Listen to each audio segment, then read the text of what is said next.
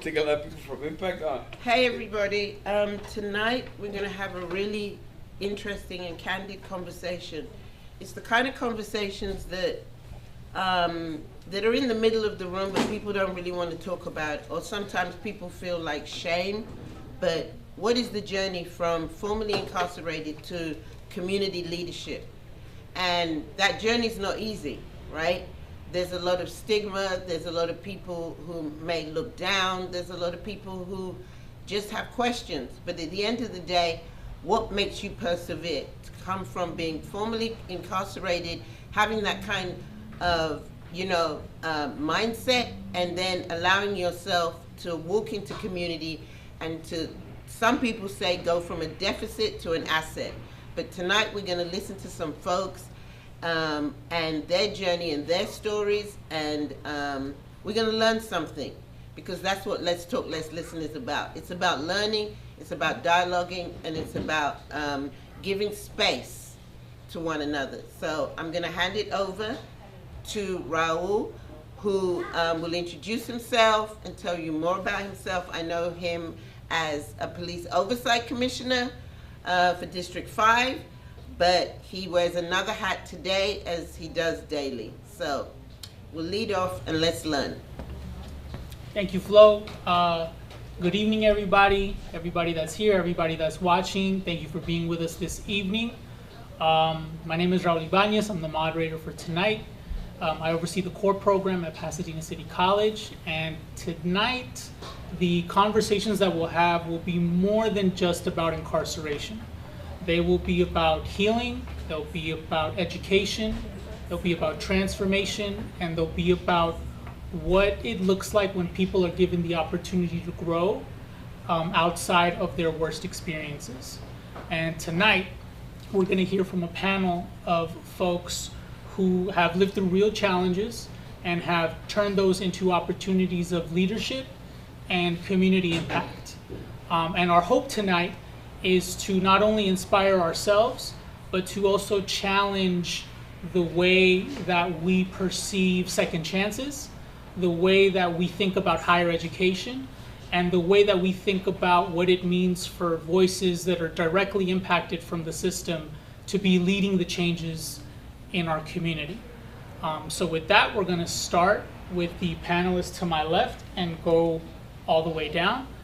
With the first question being, can you introduce yourself and tell us a little bit about who you are? So, I'm Robert Villanueva. I'm a core rising scholar at Pasadena City College. And I'm formerly incarcerated. I'm on federal probation. And as of lately, I've accepted to transfer to UC Santa Barbara. And yeah, so pretty much what I'm doing right now, I'm just breaking barriers, changing the narrative. Been traveling the world on federal probation. That's huge. You? Who am I and? Who you are and a little bit about yourself. Oh, okay. Who am I and about me? Yeah, Big Warren. In most spaces, I identify as a gratefully recovered alcoholic or addict, because without my program of recovery and a higher power, it really wouldn't. None of it else would be possible. And then I would thank Impact Drug and Alcohol Treatment Center, because they allowed me the vessel, the vehicle that introduced me to the program and allowed me to rehabilitate my life. And in doing so, I've been able to do some really cool things, including go to Pasadena City College, be a product of the core program at PCC, get accepted to some other colleges, and find myself at USC, full circle, having grown up down there on Adams, watching students go to school, wondering if they knew what life was like on the other side of Adams. I get to see what life is like in their shoes now. And being the managing director of the Underground Trojans, formerly incarcerated program, and the community director of Impact now, it kind of like, I would have never believed where I'm at today, let alone sitting on a panel talking about how it happened. Thank you. And last but not least. Hi everyone, my name is Sarah Rodriguez.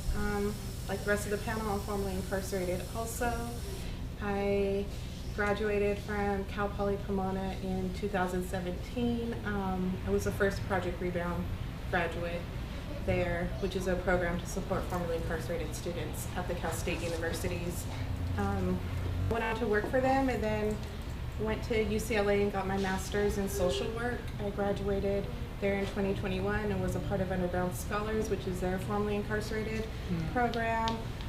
Went on to look at the community colleges a little bit and supporting them. Have basically spent the past, well, most of my 20s either on probation, on parole, or incarcerated, and then most of my 30s putting my life back together in higher ed and helping others as well.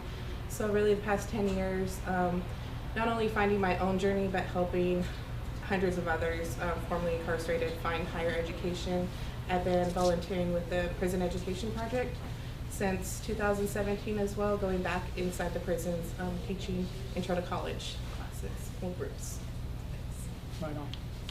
Thank you everyone. And I want to thank our panelists for being willing to share their stories and to share their wisdom with us tonight, which brings us to our next question. And we'll start with Robert. So many people are often defined by the worst thing that they've been through. How did you begin separating who you are from what you experienced? So for me, it started at Impact. So I got released from the Metropolitan Detention Center in downtown LA to Impact, and pretty much right there is where I was introduced to a 12-step program. And yeah, so working the 12-step program, that was like the first time that I actually like looked at myself, and I realized like the part that my actions played in me going to prison, active addiction, and it started with like my caseworker like pulling out like the, what do you call it, like he saw like the potential in myself that I didn't see. He pretty much pulled out the potential that he saw in me that I couldn't see in myself. And it was by like working the 12-step programs. He introduced me to like how to be transparent, reach out for help. And once I started being transparent and reaching out for help, then help became possible. In the beginning, I used to just keep everything to myself. And so I remember Matthew Carter, my pretrial officer at the time. He told me that he believed in me and that no matter what, he had my back and he'll support my academic journey. So when he told me that, it was the first time that a actual like probation officer told me that he believed in me. And this type of like interaction, like conversation, only took place because I learned at Impact how to open up. And when I opened up and I reached out to my PO and I told him about like, you know what I mean, I was thinking about going back to education, like how is that gonna work like with the ankle monitor? And he just told me not to worry about that, just to enroll and he'll have my back. So from that moment on, it's like, oh shit, this is a probation officer telling me this. So then I started seeing like what Impact was talking about and everything that I was being taught, like I was applying it. And then it started by me realizing that my part in my actions, and then my PO, like he's a part of the team. Like no matter what, I gotta work with this guy. So I enrolled at PCC. I went through the Flinders Center and Union Station Homeless Services back then.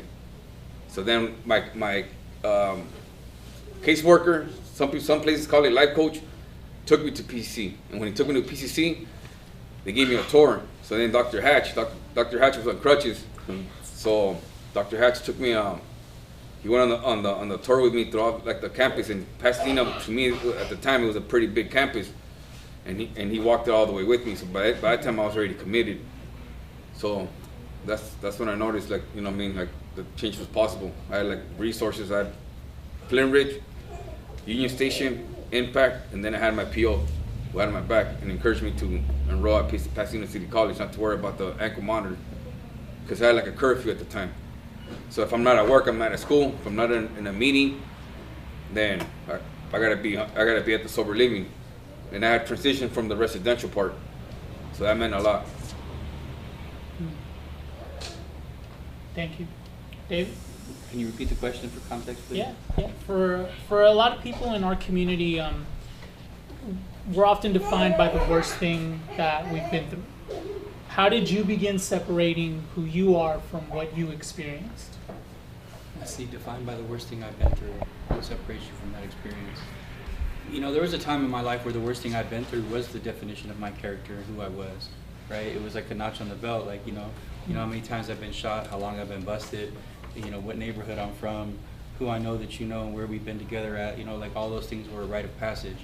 And at some things, that the worst things in my life defined me and gave me credit and credibility in the world that I lived.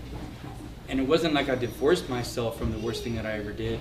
I just shifted its meaning. You know what I'm saying? Like it may be the worst thing I ever did, and I very well will never go back to living my life that way. But it wasn't for nothing, because it was the foundation in which I built my life. And what people don't understand, or what most don't understand that haven't lived the life, is that it's not easy. You know, it took a lot of days, it took a lot of hurt, pain, trauma, sacrifice, and a lot of, like, you know, for a better language, not giving a F about a lot of things. And that's a learned condition that I have become to understand deeply now. And it was hard to, like, unlearn the meaning of that and redefine it. But I think that through doing the work, you know, like, this is why I admire people who've done a lot of time, lifers. You know, I wasn't a lifer. You know, I've done a combined total of 7 years in my life. But I see people that actually do the work have internal change to where they redefine the worst thing that they ever done, and it becomes the best thing, the foundation for the best things that to come in their life. So that's how I separated myself from the worst thing. I just redefined it. So for me, when I first paroled from prison, it took about a year to find a job. I had a hard time, and then another 2 years before I started going back to higher education. So in those first initial 3 years, it was hard to not see myself more than like felon or, you know, ex-crack addict, because I was at a job that I felt lucky to have, even though I was working 53 hours a week, not getting paid overtime, stuff like that, right? I felt like a second-class citizen. Even though I knew I had rights, I felt lucky to have a job. And it wasn't until I started going back to school and doing good, where started kind of rebuilding my self-esteem and gave me like new identities now as a student, now as like a student worker, that, you know, something to be proud of. And also I could see like the advancement as well. I felt like I was getting somewhere. I'm not just stuck in a same job, you know, year after year, not getting anywhere. So I think for me, higher education. Thank you. And starting back with Sarah and moving our way up, during those moments when giving up would have been the easier route, what kept you going? I think just knowing that, I felt like for me, I started higher education kind of like my last ditch effort to do something positive with myself.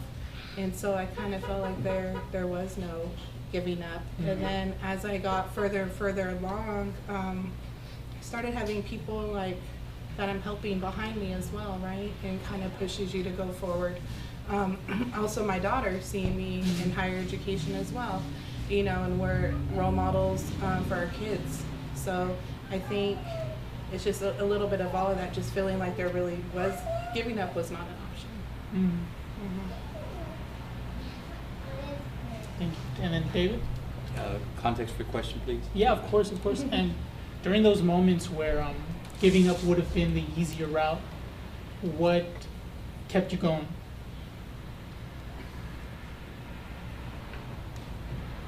Resilience, grit, perseverance, all of the words that we embody in higher education and recovery. You know, at Impact, we have kind of like our mentor for everybody there, Mr. Jerry J, who protects his anonymity. He always says, just keep showing up, you know, and sometimes your best is not going to be the best, like the 4 agreements, your best with 103 fever is not going to be the best when you're at your A game. So I'm going to show up regardless. And when it gets hard, I know that if I just keep showing up, it will get better. It's like a season in life. Seasons get rough, seasons get windy, stormy, they get really bad. But just on the other side of a bad season is a brighter day. And I keep telling myself that, you know, getting loaded, saying the F it has always been like part of my character skill set. I flip a switch, I don't care, I remove myself from anything worthwhile of living, and then my misery gets refunded to me. So doing the hardest thing on a daily basis in recovery has actually been the most gangster shit I've ever done in my life. You know, and that's really what I keep embodying, right? Even today, like I don't know how I got to where I'm at and how I'm going to get through finals next week, but I know that I'm going to use the same fundamentals, that I will show up, I will do my best, and the other side of that will be a positive outcome with growth. Thank you. And then Robert, So for me,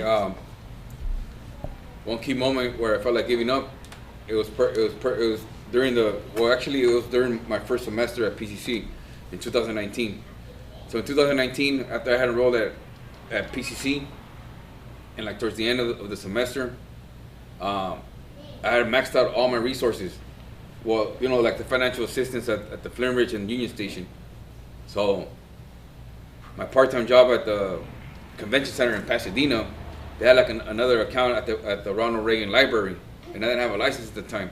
So I had to take the 20 from Impact down to Memorial Park. From Memorial Park, if I didn't catch the 501, the Metro, to the Hollywood Station, well then I'll have to catch the Gold Line to Union Station, and then from there catch the Red Line to the Orange Line. Then from the Orange Line, I'll catch it to Chatsworth.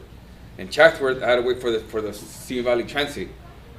That's just to go to work and to be able to pay the rent, and then I had to go to school at PCC, right? So then I'm struggling with the rent.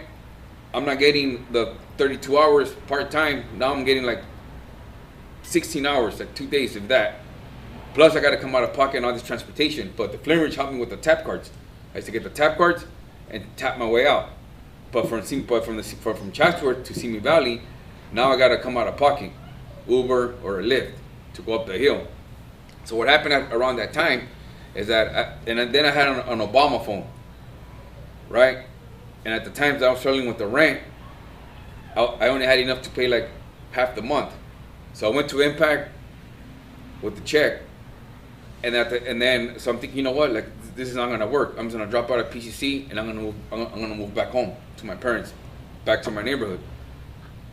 So during that time, I had gotten another phone, right, from Cricket. So I had an Obama phone and I had the Cricket phone. So when I was paying my rent, our CEO, Cristina Gonzalez, was calling the Obama phone. So I didn't get her call. So when I dropped the check, she seen me walking out. And then she asked me, hey, I've been blowing up your phone. Why don't you answer? So anyways, to make a long story short, she told me, you want a job? And she gave me a job. And I became the Raven House manager. So right when I was gonna give up, Impact came through and hired me as a Raven House manager, which is a sober living home. So then right there, it's just, I stayed in PCC. So for me, it was like a divine intervention through like another human being and another organization, which is where I work at. Thank you for that. And sticking back with you, Robert, through your time in education, could you give us some examples of the ways that benefiting from education positively impacted your life? Well, it pretty much like, it opened the doors. Like, education is pretty much just like the way out. It's like how, like, I haven't been in prison. Since, okay, I went back to prison on an old case before I was introduced to education. You know, like they say that in recovery, we talk about cleaning the wreckage of your past. So I had to go back to prison to clean the wreckage of my past. But on an academic, like, journey, like, I haven't violated, like, probation or parole. Like, if anything, they're very supportive. And that's, to me, education is the way out. It's like the way I maintain, like, my freedom. And pretty much opened the doors to all these programs that I'm a part of. I love it. Like the Core Rising Scholars, the UCLA, the Brewing Underground Scholars Ambassador. Then with David Moore, the Underground Trojans. So yeah, so it taught me how to like build community and like network with others, share my story, and through sharing my story, like I've been traveling. That's something that's like unrealistic for somebody like on federal probation. Yeah, yeah. Thank you, Robert. Now going to David, can you share some examples of how higher education positively impacted your life? Man, higher education is kind of like weaved itself into the fabric of my existence, right? It's been the core of my life, aka pun intended, the core of my life ever since I went through an academy. I got my counseling credentials, and I saw my first A, and I'm an addict, man. I get an A, I get a little dopamine fix, I want more, and I won't stop until there's nothing left to get. So I just kept shooting for A's and A's and A's, and when I got my counseling credentials, and I realized that none of it was transferable to a formal college, and I hit like the apex. I didn't know that word before back in the day, but I learned it in higher education. I hit the precipice of what I was able to achieve without a formal high school degree. And so that's when I was introduced to the CORE program. And because I was in recovery in a treatment center that prides itself on 12-step recovery, relationships, networking, when I went to CORE and I saw an academic support system that resembled my recovery support system that had so much overlap that I felt right at home, it was almost like a natural order to where I could bring the principles of my recovery center to this place, and they would work together. And I'm not the smartest person in a lot of rooms that I'm in, but I couldn't put 4 sentences together and literally call it a paragraph, let alone tie a thesis and have it drive my paper. And I waited till about like 10:50 p.m. on the night one of my assignments was due, and I called somebody from CORE. I'm like, I'm in a bad spot right now. Like, first of all, don't wait till 10:50 the day your assignment's is due. This first thing you need to do different. Second thing, let's get on a Zoom right now. Put my kids in the other room, and I'll help you through this one shot for free. And somebody did for me what I couldn't do for myself, or what I didn't know how to do for myself, and that guided me to the process of doing the right thing and paying it forward. And that continues to propel me to this day. And being a part of these programs and building relationships and networks with Project Rebound and Underground Scholars, and getting accepted to every college that I applied to, and even being the commencement speaker at PCC in 2023, sharing my story about how a white guy from the West Adams area that been shot 8 times and destroyed his family, and an absentee father, and literally, if I told you my story, I would really make me want to spit. I would lie to you for sure. I wouldn't tell you the truth. Allows me to really get open and honest and vulnerable on a stage in front of thousands of people. You can't make that up. And an academic environment provided me the opportunity and the vehicle to do this type of work.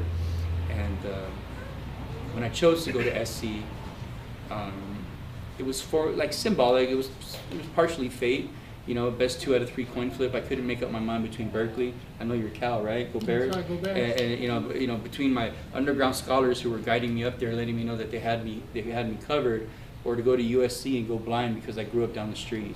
So when I went to USC, it was like somebody cut the umbilical cord of support. Because I was in a new place. There wasn't a whole lot of people who have been through what I've been through. I felt different, separate, alone, full of fear, imposter syndrome consumed, and if it wasn't for me drawing back on my relationships with the formerly incarcerated community, I wouldn't have had enough strength to move it forward, let alone leverage resources. But I was shown how to do that from the academic environments, and it didn't necessarily need to be organic there. It was able to come with me, and it spread, and it continues to support me and others today. So long-windedly, that's what higher education does for me. But Berkeley missed out for sure. Yes, they did. So for me, it gave my future back, right? So aside from just the degree we get in higher education, which then gives us ability to be able to be successful in our professions, I think before the degree, like a lot of people said, it gives us community, right? So especially with these formerly incarcerated campus support programs, It brings us together and lets us know that we're not alone. It shows us how to navigate this space. Also, just the educational setting, put mentors in my life, professors, people with PhDs that now are my references on my resume that still I check in with often if I ever feel lost in any kind of way, right? So how many people get to say they have mentors in their life? I have a lawyer, I have a PhD, I have a few, right? And only from pursuing higher education was I able to have that. Also, just a whole beyond community, like a family. I feel like I have like friends and family, super invested in the community, and I think above all, just really gave my life purpose and gave my experience of going to prison some kind of meaning, a positive meaning, because of the fact that I'm able to reach back and help others. Thank you. So people will hear all of what you're saying and will still say, education is not for me. So starting back with Sarah, what would you say for people who may feel like college or education is not for them, especially after incarceration? What would you want them to know?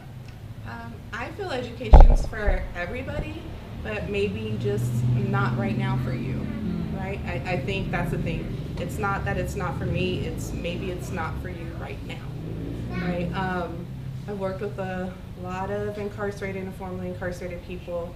Common story I hear is like, oh, I thought I was dumb, I thought I was stupid when I was, younger in elementary school and in grade school, and now having taken college classes, like they realize like that isn't the case, right? It's really just about the effort that you're gonna put in and your ability to kind of reach out for help and support, whether it's from the program, whether it's from tutoring on campus, YouTube videos. It's just, how much do you want to succeed? Like the tools are there.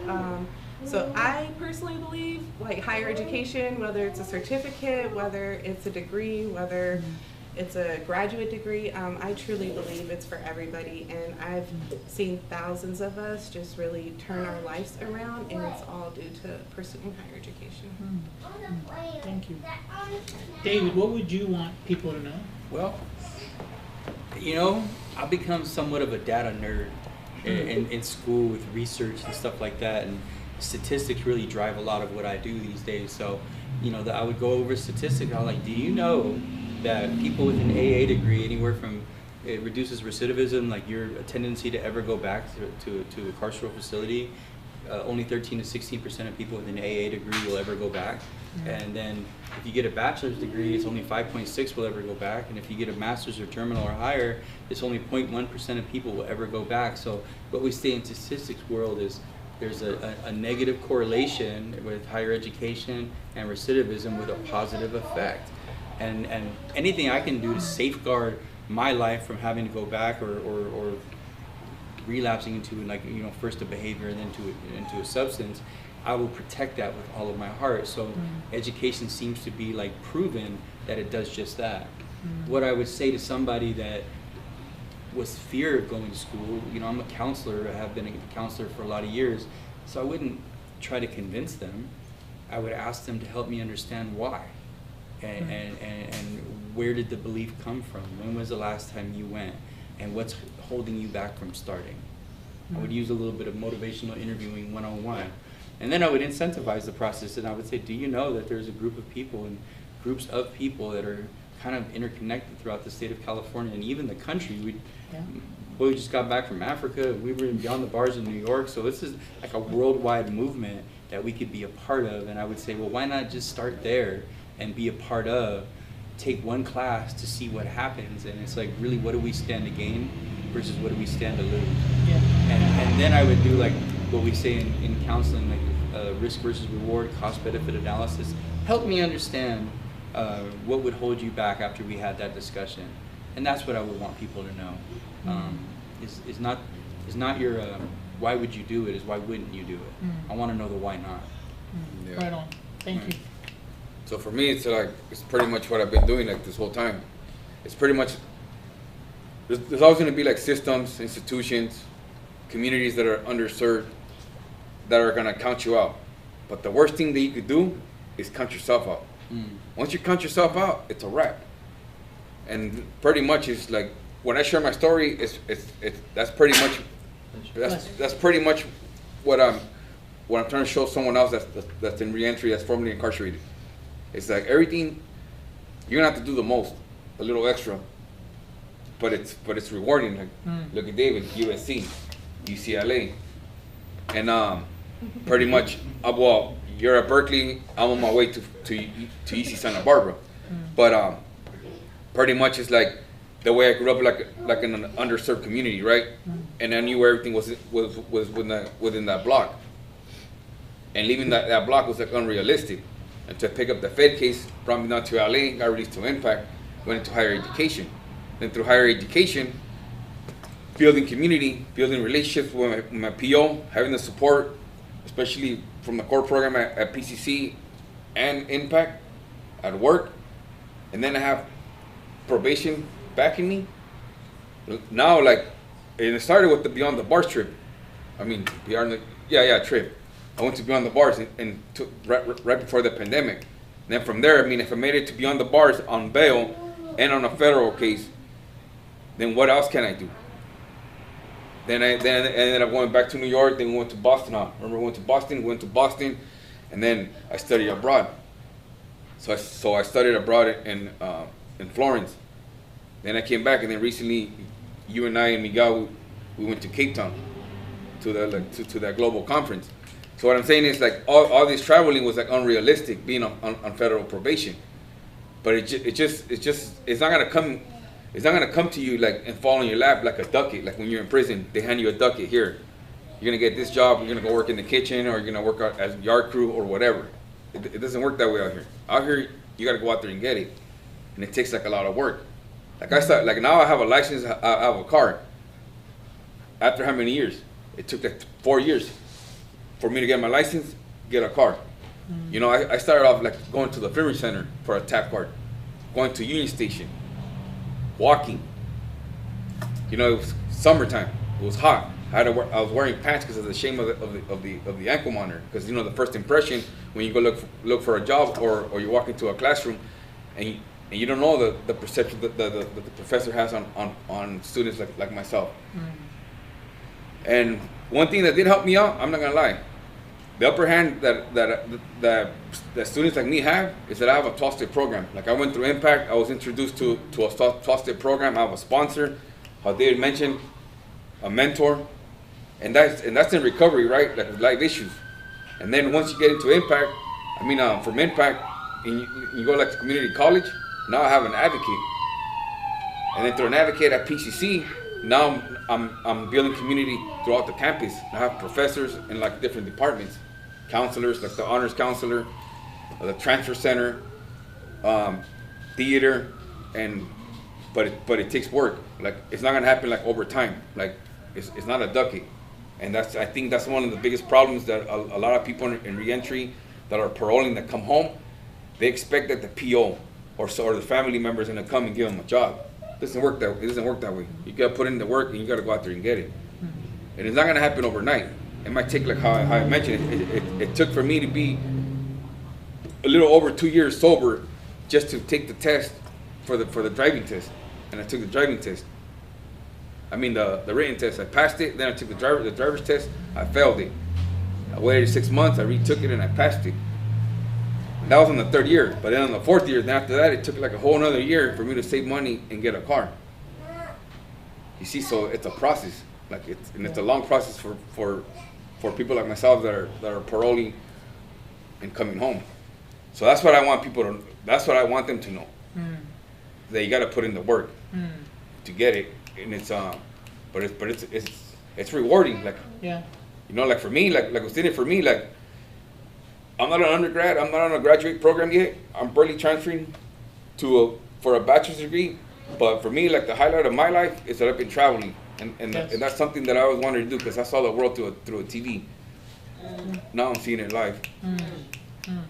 One thing that you mentioned and that everyone has mentioned is kind of this theme of transferable skills that come from lived experience that are applicable to school and to work.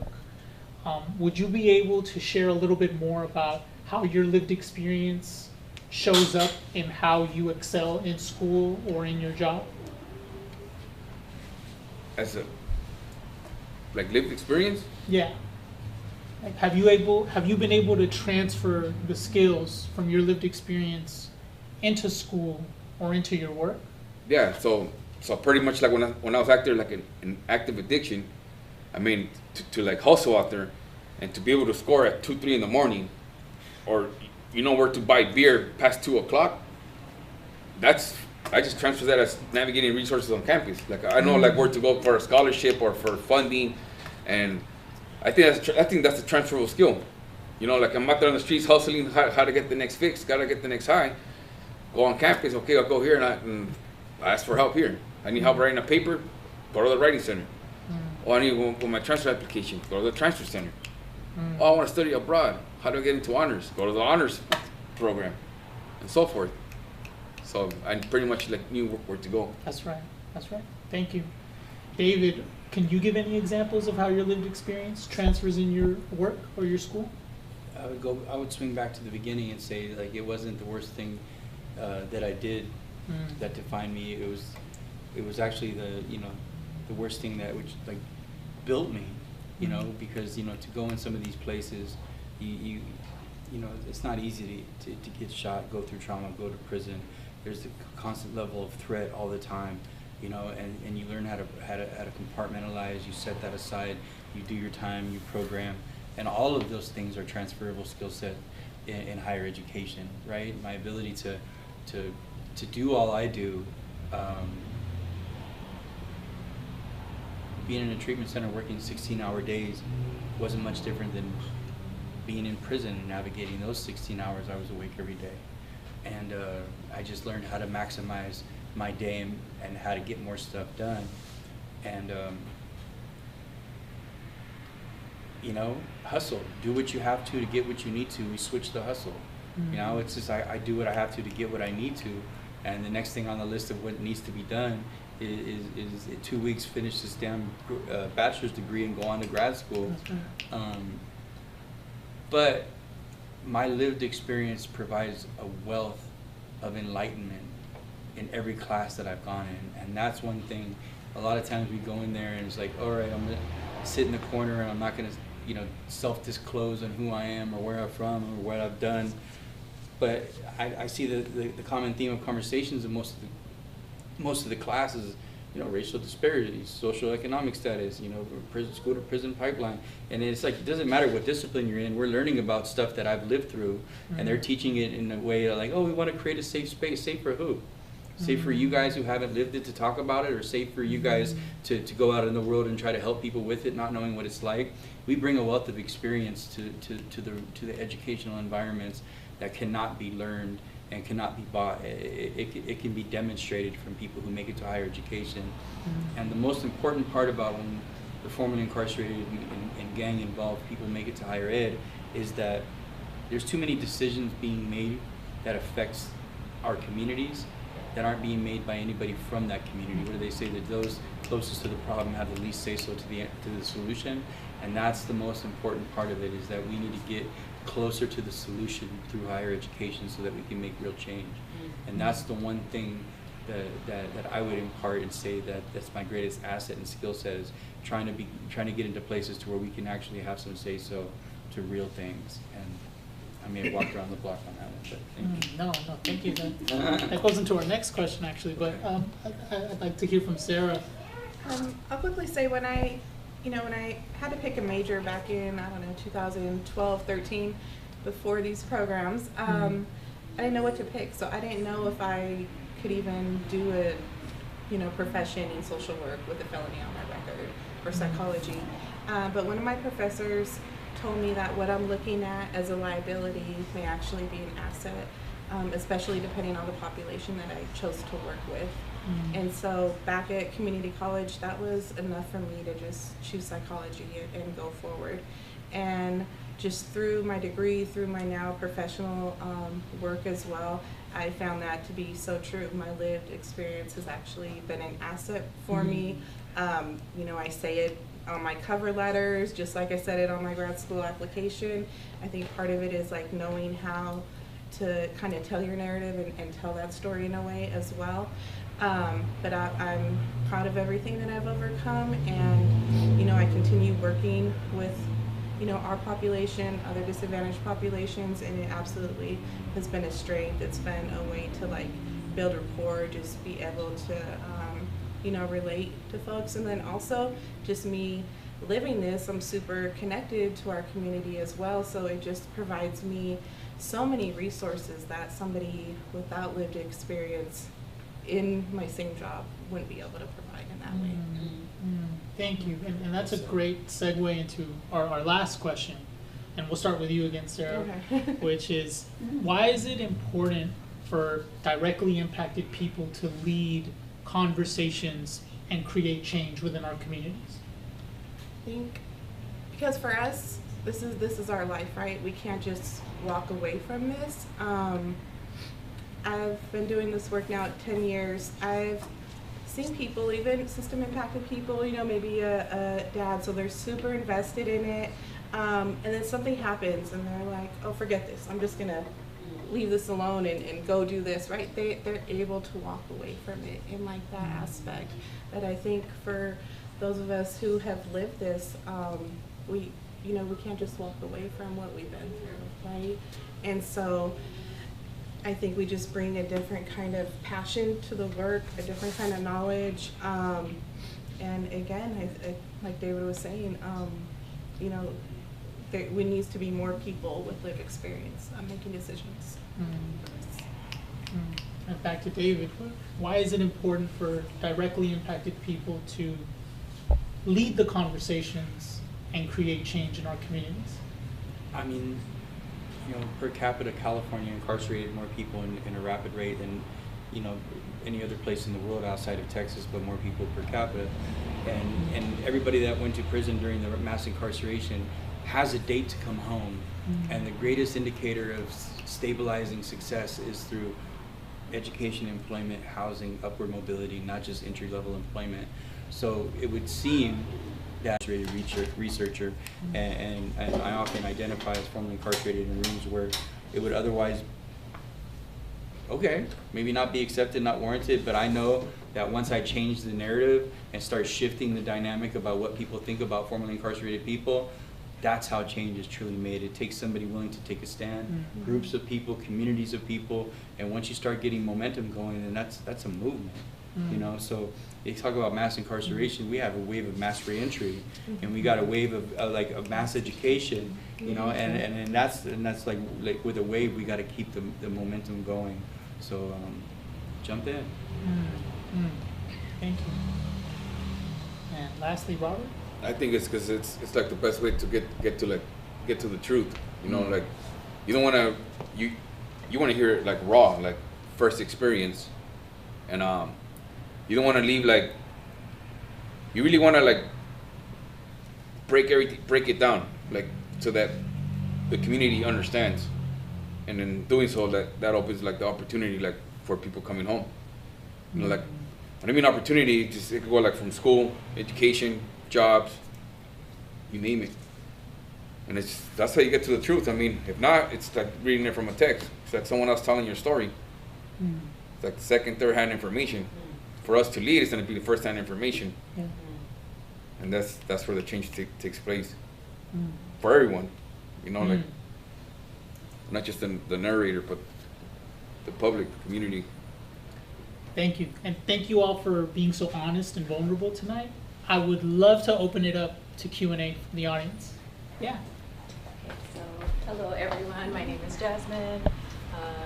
Yeah, I'm part of the community. I know you guys from PCC and also UCLA, so congrats, and very proud to hear your stories and listen to how you've been honoring them, and like what steps you've taken to build community in different spaces and reach different folks. I think my question would be, what role does healing play in your transformation, both individually and collectively?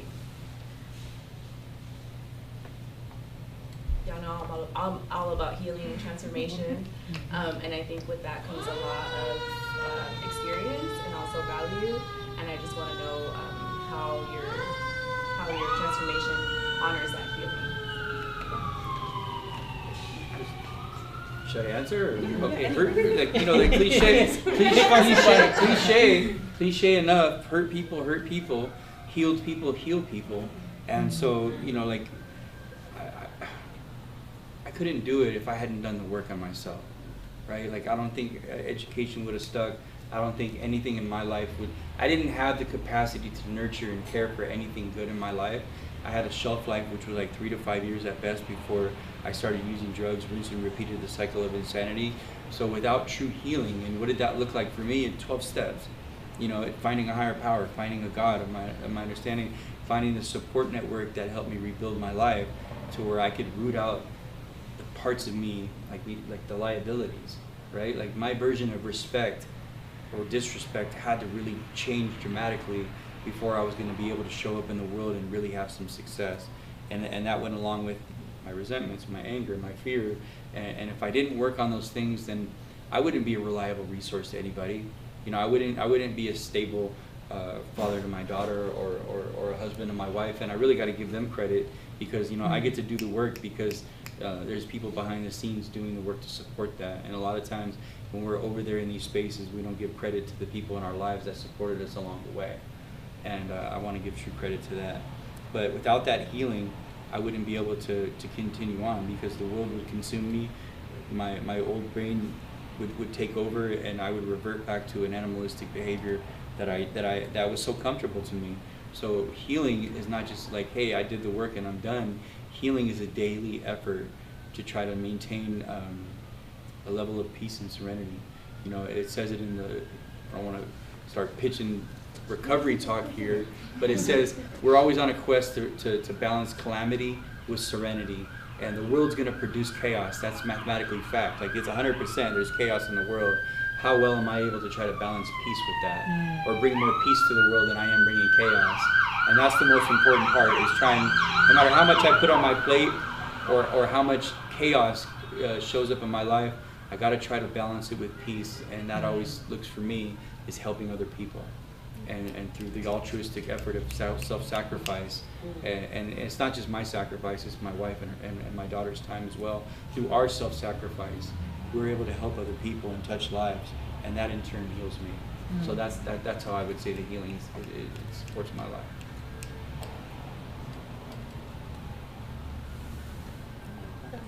Okay, so for me, healing starts with healing started with giving back, like putting back into the community. Like before an active addiction, I was a taker. Like I just took, I just took from the hood, but I never really put anything back in it. And when I say by putting back anything in it, it's pretty much taking care of the community. Is that pretty much paroling? Like I get out, I don't have no resources, and then as soon as I that's why I did I mentioned the Flivver Center, Union Station, Impact. So all these resources, they help me how to navigate, clean, abstinent from drugs, and stable housing, transportation. I pretty much I pass on the resources to people coming home. I pay it forward, like in that sense, because that's what I mean by giving back. I mean, it takes time for me to take somebody to the Flivver Center, to the Union Station, to PCC, or to give them a ride, take them to a meeting. And that's what I mean about putting back in the community, because that takes time. I could choose to do other things, but I choose not to. And by making any place that I encounter a better place, well then that's part of healing, because it's gonna benefit me in the long run. It's gonna benefit me too. And that's it's just about giving back, paying it forward, connect people. Because in addiction, what do they say? What's the opposite of addiction? Connection. So you gotta connect with others, and that's you start off with your own community. So that's pretty much what I'm about: community engagement. Community engagement is my healing. The same as what they said. Thinking back now, almost 20 years ago when I got out. It started first with just, starting that reunification with my daughter. I think when I paroled from prison, she was probably about 3. So starting the healing first at home with my family, right? With my relationship with my mother, with my relationship with my daughter. And I feel like once those were kind of in a good place and we had a good bond, it allowed me to continue then working on myself, healing myself and getting my education, which for me, I think being a psychology major, for a lot of us, I hear from my students as well, that kind of trying to figure themselves out is what kind of draws them into the behavioral sciences as well, or like alcohol and addiction counseling. So I think education was a big part of my healing, and then like they said, provided me a platform and a way to be able to give back and help others as well, which just continues to push me forward. Oh, and you know what? So this is another important part of my healing that I think it's important that I didn't mention. So also like using my privilege as a man. So when we enter like certain spaces and you can advocate for like women or like LGBTQ and like other populations, I use my privilege as a man to advocate for others besides just me, like being heterosexual, being a man. So that's another way like how to heal.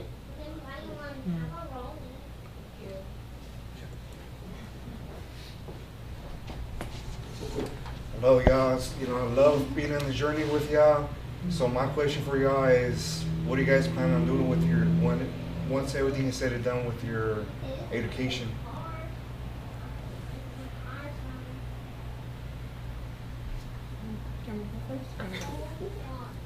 What do they say? Like I'm scared. I'm scared to answer that one. What do they say? Like a true student is a lifelong learner, right? We're never done learning. I'm hoping that actual school has an end date, right?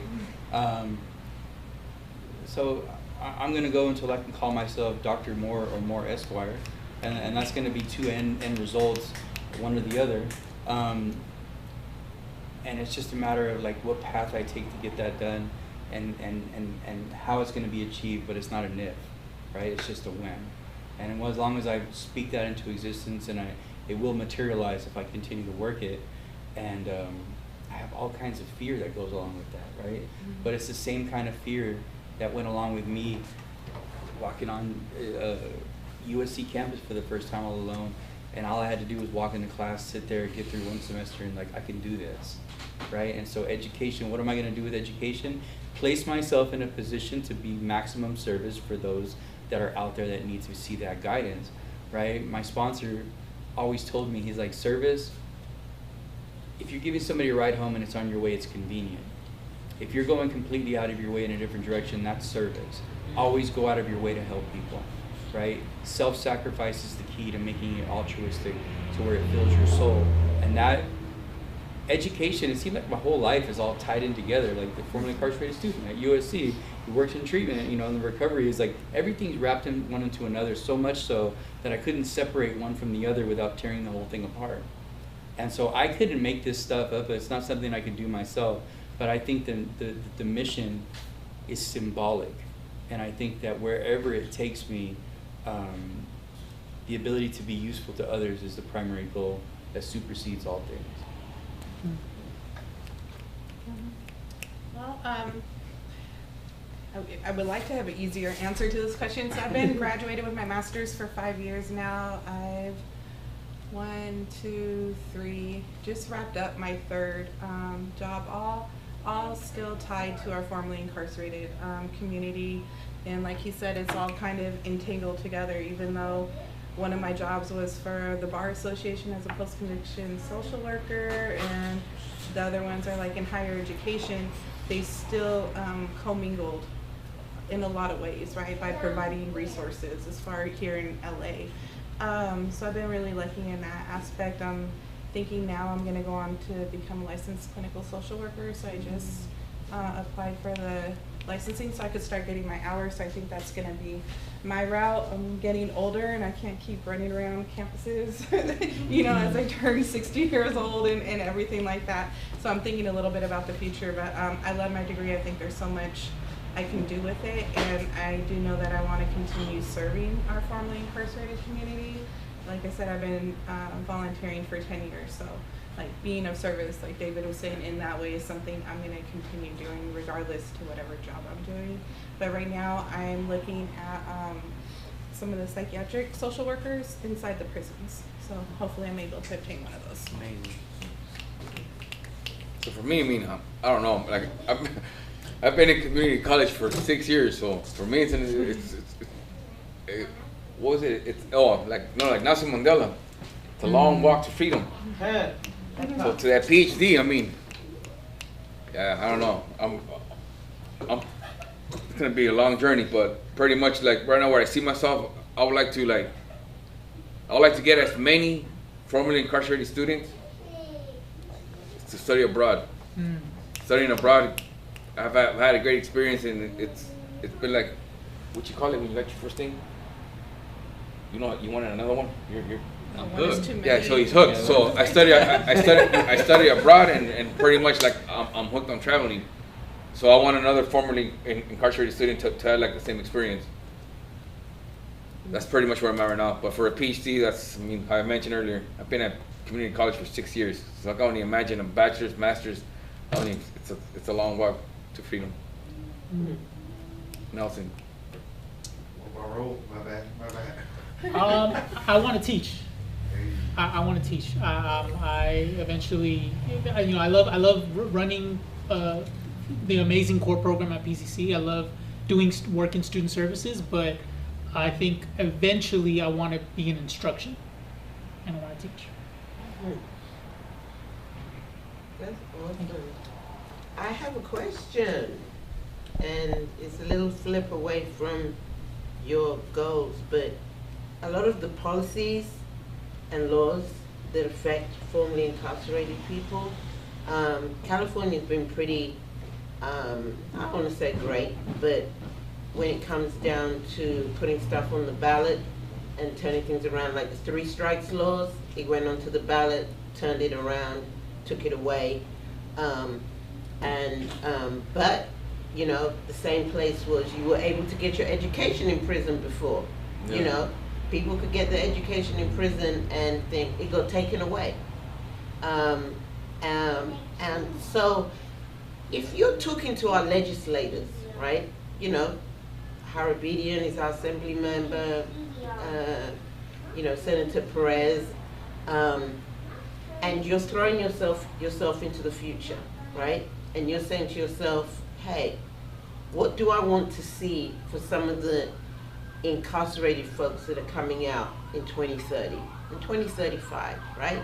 Just the environment, the culture, what kind of, and it's a very big-ended question, and I'll even include Raul in it, what kind of policies do you think Capital should start really thinking about, right? What kind of policies, what kind of laws that would help formerly incarcerated folks, that not everything is left down to resources, right? Sometimes certain things could be available either inside or just as you come out, right?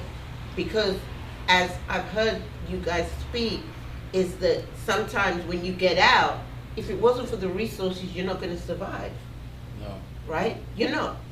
And that's just like a boomerang to go right back in. For those that don't have the divine interventions, that don't have the help or whatever. So, as I said, it's a big-ended question. What kind of policies and laws do you think would help formerly incarcerated folks in the next few years? So, we went through Impact.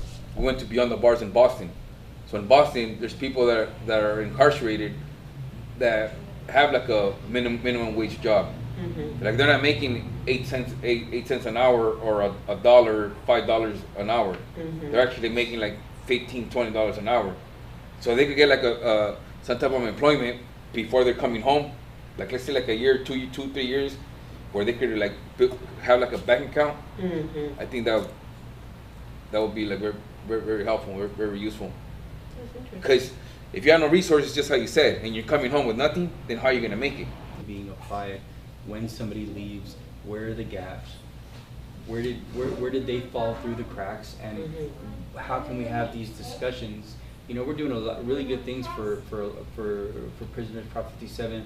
People were absolutely convinced that had life without parole 10 years ago that they were never going to see the light of day again. Everybody in California has a date now, and they just got to do the work to get to that date, and they can come home. And so yesterday's criminal or yesterday's convict or yesterday's inmate is going to be tomorrow's neighbor. So like, trying to prepare to have better neighbors is the most essential part of the rehabilitation pie. How well are we doing that from an in-reach perspective? Pre-release preparation needs to talk about, like, not just bringing people to Blythe County or Imperial County for jobs in Imperial and Blythe, but I'm going to go back to Inglewood, right? That I need somebody from Inglewood coming to the prison to let me know that I have a job ready for me in Inglewood and I can apply something to where I know I have a successful transition. That's one angle, but I'm biased because, like, I had a substance use disorder. I got loaded with my gate money. I literally put one drink in, blew smoke out, and I was loaded within 5 hours of release. There's nothing that nobody could have done to stop that. But I could have had the proper support while I was in prison to address the root causes of my substance abuse, right? And so people that have done long-term offenders, LTOP programs, these guys do the work internally to come home. And people who don't do that kind of time usually don't have enough access to the programs that help them work on themselves. And if people work on themselves, they will return to their families as better fathers, better husbands, better partners, better employees, and people who have been formerly incarcerated are some of the most loyal, like most dedicated individuals I have ever met. Smartest too, and they just aren't given enough value upon release to be like pushed into a righteous role right away. And it's that gap, right? It's that dangerous gap of lack of resources before, like, you know, the next thing picks up. And we're doing better. In California, we're resource rich. You mentioned it, Flo, but we tend to be collaboration poor, right? Like, how well are we working with each other? How well are we working with each other and not fighting over limited resources, right? So that's one thing I would say. And then the bias component is build more impact. Give people an opportunity. You know, we're like, all the halfway homes are perfect at what they do. But if we were to like you know, alternative sentencing for the people that get it, like let's give them a chance to go through a treatment center, and it worked for me. And I wish I would have done it years ago because I could have spared myself a lot of grief and trauma in the process. So that would be my suggestion.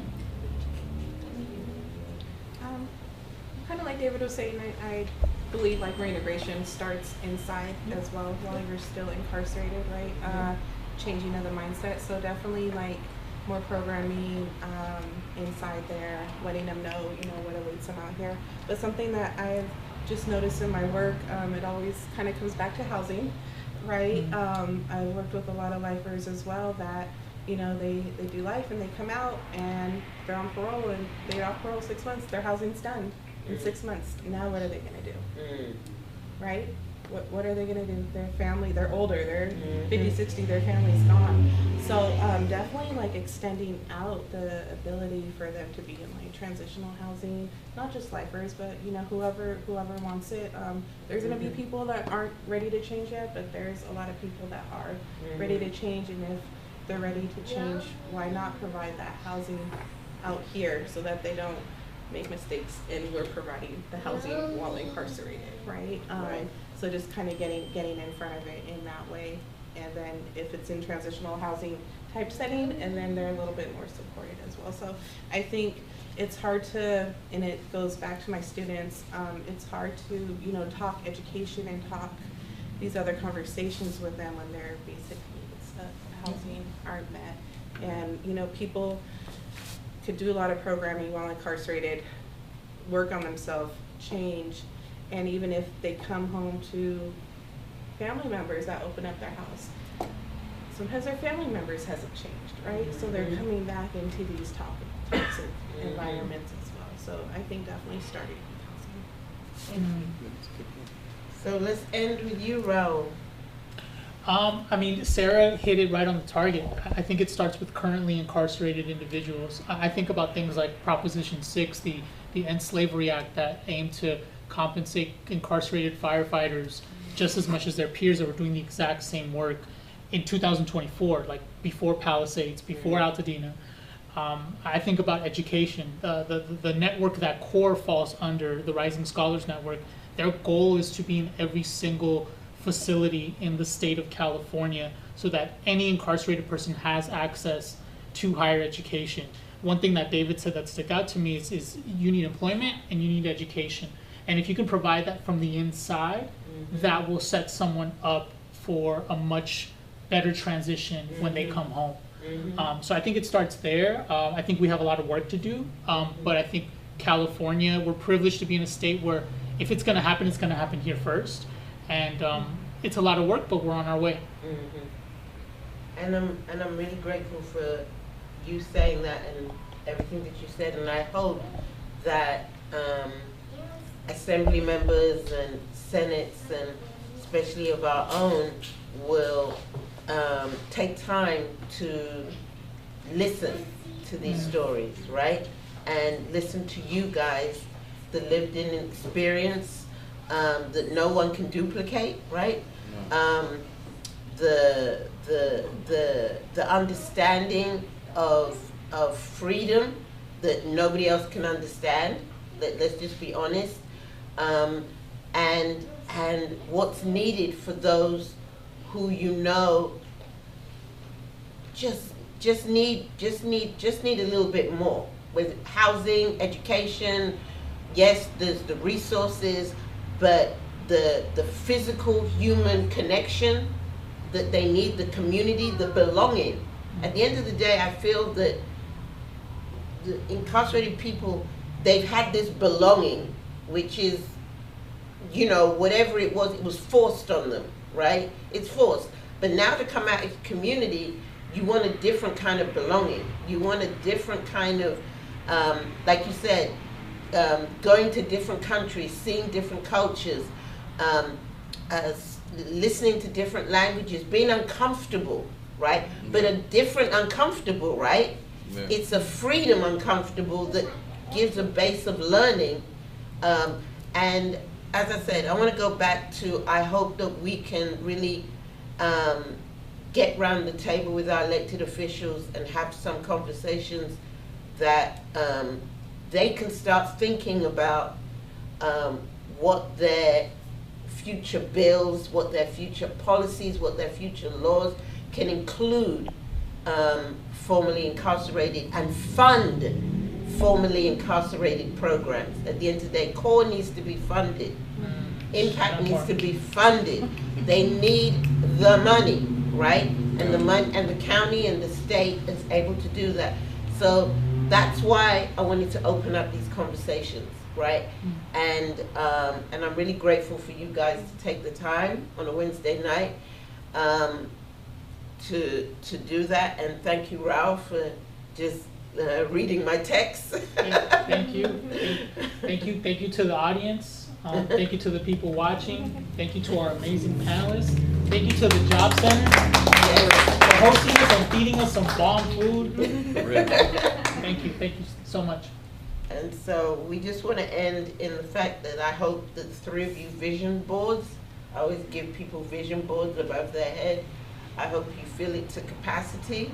You don't have no more pins to put up there, but slowly but surely, every single vision that you have for your life becomes your reality. And not just an idea, but a reality that, I think you all said it, helps somebody else. I kind of call you guys wounded healers, because you understand the story, and just keep writing it. Every chapter gets better. Peace, everybody. Let's talk, let's listen.